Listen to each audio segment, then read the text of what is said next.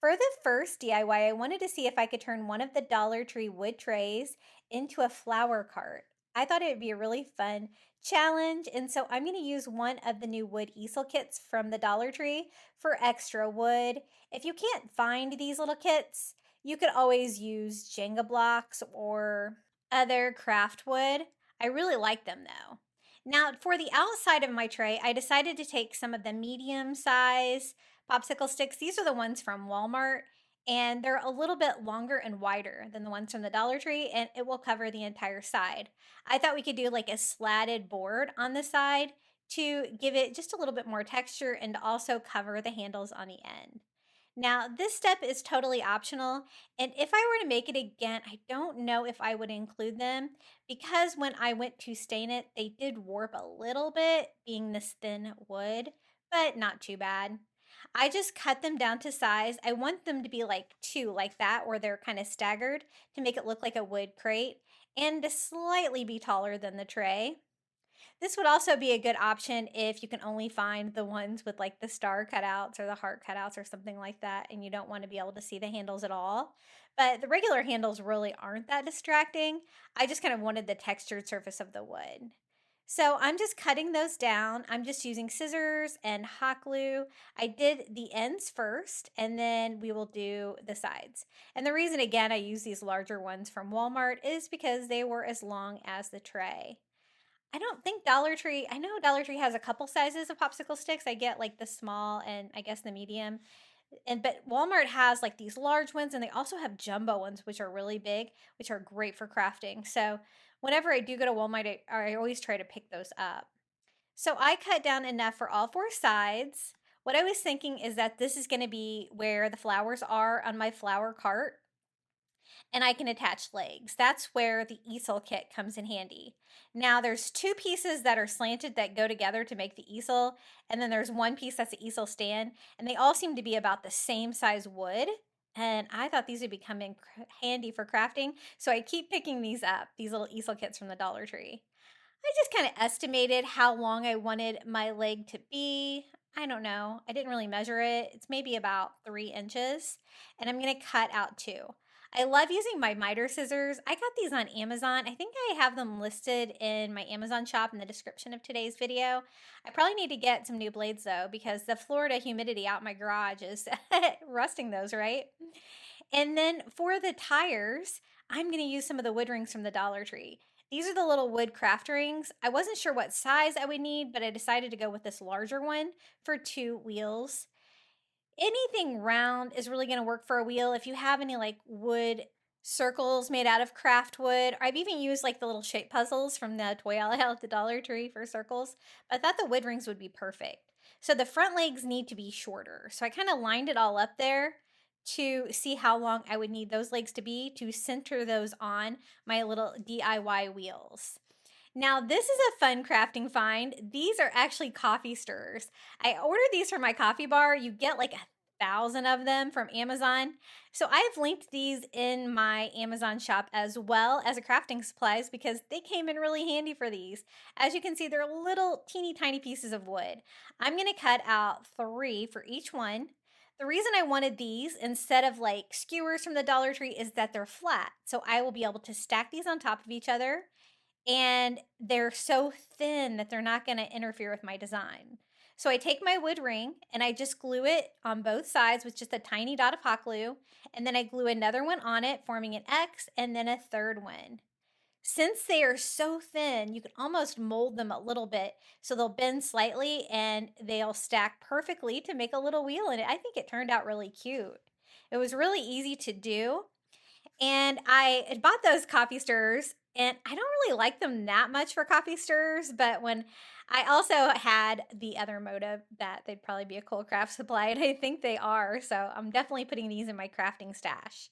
I do the same thing here for a tire for the other side.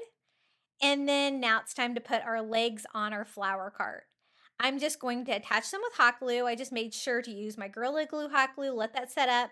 If you want it to be a little stronger, you could use wood glue if you wanted, but I was trying to get my flower cart made, so I used hot glue and it seems strong enough. I did put extra hot glue on the inside there where you're not really going to be able to see it to reinforce it a little bit. And then these are the shorter legs. These are the ones I cut a little bit shorter for the wheels, and I glued those on the four corners. So I'm almost building like a table at this point. Now, if you wanted to put a shelf down here, like some flower carts have shelves down there, you totally could, and it might actually reinforce your project a little bit as far as the legs go. I'm not going to put a shelf down there though. I'm just going to go ahead and attach my tires.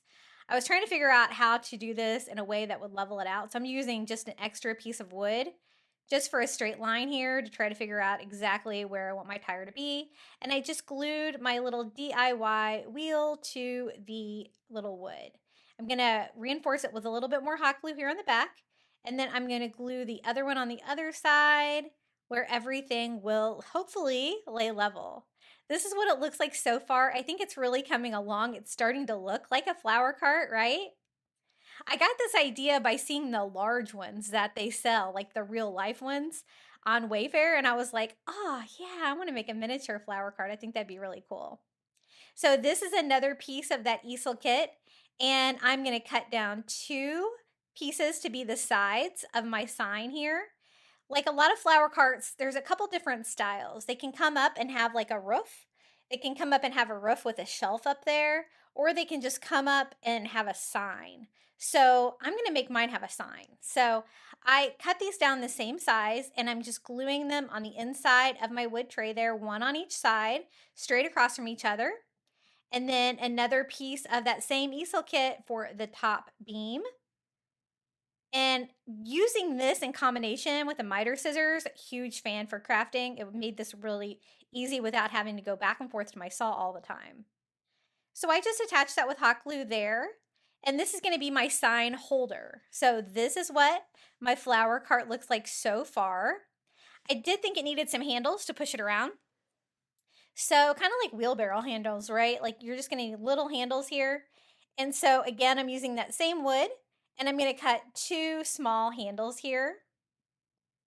And I really kind of like the square of this wood from the easel kit compared to like the wood dowels from the Dollar Tree because square can really give you a different look on projects like this. I am going to attach that with hot glue to my top popsicle stick there. And my biggest challenge with this project was like letting my glue set up because I want everything to be as strong as possible. For this sign, you just need something wood. I'm going to use a Dollar Tree wood ruler. I think it makes a great sign. Nice and big and strong. You could also use a popsicle stick as well, but I kind of wanted the thicker wood. If you had like a paint stirrer, that would be pretty equivalent. I just cut mine down to size there on the saw to make a little sign. And then I'm going to spell out the word flowers. I'm going to use the galvanized metal letters from the Dollar Tree. Be careful when you buy these. You only get about half the alphabet, I guess, there. And I haven't been able to find the wood ones lately, but these are the perfect size for this scale project. So I'm going to spell out the word flowers. I went back and forth whether I was going to leave these galvanized metal or paint them. At first, I left them galvanized metal, so you'll get to see that, but I do go back and distress them with white just to make it a little bit easier to read. My house doesn't have the best lighting, so sometimes the metal's a little kind of hard to read, especially like on a stained wood. I just use as little hot glue as possible when putting these on so I don't get a lot of that seeping out, and they fit perfectly on this size project. So there's our little flower sign. As you can see, I'm attaching everything before I stain it or paint it or anything like that. It's just going to make the wood to wood hot gluing stronger. Then to stain it, I wanted my stain to be a lighter wood stain, and so I mixed some Antique Wax by Waverly with water to make a wash. This is what caused problems with my popsicle sticks. I think it was so watery that it bowed them a tiny bit. It's not super noticeable, and it actually makes it look more rustic because I am going to distress it and make it look rustic anyway. But keep that in mind if you're going to be using like a watery wash like I am. Sometimes on a project like this where there's so many different things to paint or stain, I find a wash is easier because as you can see, it just kind of soaks it in. You don't have to get it on there just perfectly or anything like that. But I went over everything, all the legs, the wheels, the bottom of the tray, and the sides of our sign. And I really love this project. I've created so many different things with wood, miniature projects like this. And I'm always looking for a challenge or a new idea of something to make. And I just think this turned out so fun. So I got everything stained and now we can fill it up with flowers. I don't have a lot of room. So what I'm going to do is take the floral foam from the Dollar Tree, just cut it in half. So I have one piece that's pretty thin and then trim that down to size as well and just lay that right in there. I'm also going to glue that in place so that all the flowers kind of stay put in our little flower stand. To cover up the foam so you don't really see that, I just add some of the reindeer moss from the Dollar Tree into the tray. Not too much, but just a good layer, and this is what it looks like so far. For the flowers, I tried to choose smaller ones, so I have these in the white and the pink. And they come in little bunches, so I thought that would be perfect for flower sales, like a little bouquet. So I just pulled those off and put those down into the floral foam. And I was going with pink, whites, and purples on this one. So I also had them in the soft pink color, just kind of scattering those around, kind of random. And then the baby's breath from the Dollar Tree always works well because these are little tiny flowers. These you have to cut, and I found them in like pink and white, and I am also going to be adding some of this like summer filler. They have like these pink berries. I thought that would be just a fun little touch in there to make some of the flowers look a little bit more wild and add some more greenery in there as well. So first I did the berries, but I like the ferns and the greenery too. So I thought that would make it look a little bit more exotic with our flowers. And so I just cut those all apart and added those to the floral foam as well. And then I also have some of the lavender from the Dollar Tree to add a couple touches of purple. I thought that would be cute. So I just cut those with my wire cutter and add those as well. I want our flower cart to be really full with spring flowers. And this is such a fun idea. A little bit different take on a planter or a tier tray or something you would have sitting around. I think that's enough. I don't think I even need the white baby's breath. It is pretty full. So this is what it looks like so far with the silver letters and the stained wood, the lightly stained wood. But I am going to distress it. I do that with some white acrylic and a makeup sponge, and I'm just going to drag that across my metal letters to paint them in a distressed fashion just because I thought it would make it a little bit easier to read, but I kind of liked the distressed look. I wanted this to look like an old flower cart. So I actually distressed all over, just using that makeup sponge, a baby wipe to blend off any of the excess. But this step is totally optional, whatever your preference is for finish. I was going for a very rustic and old looking flower cart, and I think it did add a lot of character to this project and made it look not so brand new. And this is how it turned out, our little flower cart. I think it is adorable.